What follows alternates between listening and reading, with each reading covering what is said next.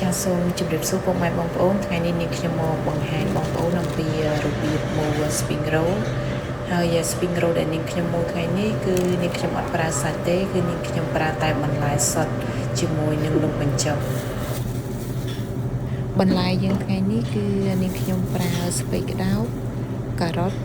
ត្រសក់និងសាឡាន់ត្រូព្រោះដោយសារតែនាងខ្ញុំអត់ប្រើសាច់ទេនាងខ្ញុំម៉ូតែបន្លែសុទ្ធ